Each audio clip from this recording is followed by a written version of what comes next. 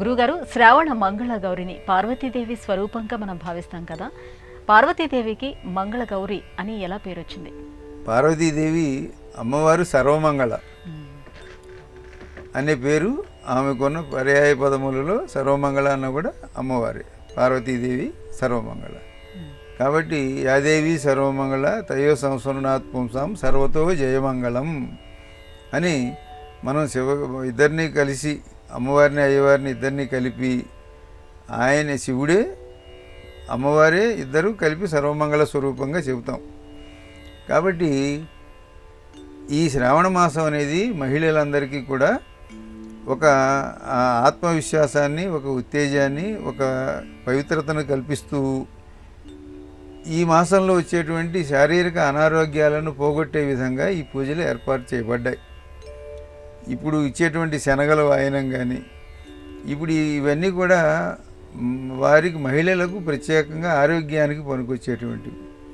ఇప్పుడు వాడే పసుపు కానీ వర్షాకాలంలో ఇప్పుడంటే మనం జాగ్రత్తగా తడి తగలకుండా ఉంటున్నాం, కానీ పూర్వం ప్రతి ఇళ్లల్లోనూ అన్ని చోట్ల రోడ్లన్నీ వీధులన్నీ బురద, ఇంట్లో వస్తువులన్నీ బురద, అన్నీ ఈ విధంగా చర్మ వ్యాధులు అవి రాకుండా ఉండటం కోసం ఈ పసుపును ఉపయోగించటం ఇత్యాదులు అన్నీ కూడా పూజా ద్రవ్యములన్నీ కూడా ఔషధులు. వీటన్నిటితోటి కూడా మహిళ యొక్క ఆరోగ్యం, ఆ కుటుంబానికి ఆరోగ్యం.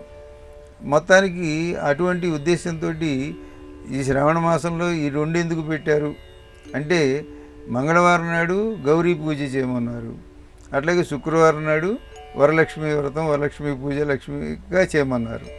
ఒకటి ఏమిటి సంపదకు, మరొకటి ఆత్మవిశ్వాసానికి, ధైర్యానికి.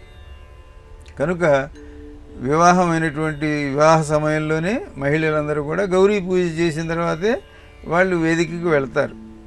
కాబట్టి అప్పటి నుంచి గౌరీ పూజ అనేది వాళ్ళకి అనుబంధమై ఉంటుంది.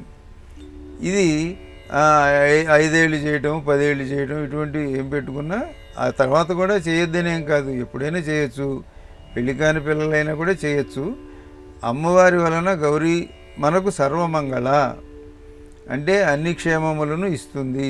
అన్ని క్షేమములు ఎప్పుడు ఇస్తుంది, ఎప్పుడు వస్తాయంటే మన మనస్సు ఎప్పుడైతే స్థిరంగా ఉంటుందో, ఆత్మవిశ్వాసంతో ఉంటుందో అప్పుడు అన్నీ మనకు మంచిగా కనిపిస్తాయి. అంటే ఇప్పటి భాషలో చెప్పాలంటే అంటే పాజిటివ్ అప్రోచ్ అని అంటాం కదా, దానివలన అంతా బాగుంటుంది. ఎండగా ఉంటే ఎండ బాగుంది అనిపిస్తుంది, లేదు నెగిటివ్ అప్రోచ్ ఉంటే ఇది దిక్కుమాల ఎండ అనిపిస్తుంది. కాబట్టి అటువంటి స్థితిని మనకు మంగళవారముల ద్వారా మహిళలందరిలోని కూడా అటువంటిది అంటే కష్టాలు తట్టుకునేటువంటి, ఈ దుఃఖాలను తట్టుకునేటువంటి శక్తి అది ఇవ్వటం. అది సంపన్నతను, శుచి శుభ్రతలను ఇల్లంతా పాటించడం కోసం వరలక్ష్మి వ్రతాలని ఇవన్నీ చేశారు. కాబట్టి ఈ మంగళములు అనగా శుభములను సర్వవిధములుగా ఇచ్చేటువంటిది సర్వమంగళ. అందువలన ఆమెను మనం మంగళ గౌరి అని పిలుస్తాం. ఆ మంగళ గౌరి వ్రతానికి మంగళవారం అనేది ఏర్పరచబడింది.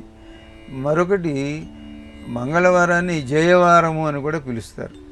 అన్నీ మనకు జయములు కలగటం కోసం మంగళవారం. మరొకటి మంగళవారాన్ని అంగారక వారం అని కూడా అంటారు. అంగారకుడు అనగా కుజుడు. కుజగ్రహం యొక్క ప్రభావం వలన కొన్ని ఇబ్బందులు కలుగుతాయి మనకి. ఒకటి, ఆయన గాయాలు చేస్తూ ఉంటాడు. పాపం వీళ్ళు రోజు చేయగాల్చుకుంటూ ఉండటం కానీ, కూరలు తిరిగేప్పుడు వేలు తిరగటం కానీ, వేలు కోసుకోవటం కానీ, ఇంకా ఇంటి చుట్టూ తిరిగి పనులు చేసేప్పుడు తెలియకుండా ఎన్ని ఇబ్బందులు, గాయాలు కలుగుతూ ఉంటాయి కాళ్ళకి, చేతులకి. ఇవన్నీ కూడా ఆ అనుగ్రహం వల్ల వాళ్ళు లేకుండా చేసుకోవాలి. కాబట్టి ఈ అంగారక ప్రభావం ఒకటి. మరొక అంగారక ప్రభావం ఏం చేస్తుందంటే కలహాలని కల్పిస్తుంది. అత్తాకోడళ్ళు కొట్టుకోవటం, లేకపోతే ఇంట్లో భార్యాభర్తలు తగాదాలు పట్టడం, వీటన్నిటికీ మనం చేస్తున్నాం అనుకుంటాం, కానీ మన చేత చేయించే గ్రహం ఒకటి ఉంది, అది అంగారకుడు. కాబట్టి అంగారకుడిని మనం ఆరాధించడం వలన తగాదాలు పెట్టకుండా ఉంటాడు. మనకి వెంటనే ప్రతి చిన్నదానికి తగాదా పడాలని అనిపించకుండా ఉంటుంది. మనలో ఉండే రజోగుణం చేత ఒక చిన్న విషయానికి 5ంటికి వస్తానని 5:10కి వచ్చారేంటి అని అన్నాం అనుకోండి, గొడవ అయిపోతుంది. చిన్న విషయం అది, కానీ అది ఎందుకో గొడవ పెంచుతుంది. ఒక్కోసారి మెదలకుండా ఉంటే గొడవ లేకుండా చేస్తుంది. ఇదంతా చేసేది ఎవరంటే అంగారక గ్రహ ప్రభావం చేత మనలో ఇటువంటి మార్పులు చేర్పులు ఉంటాయి.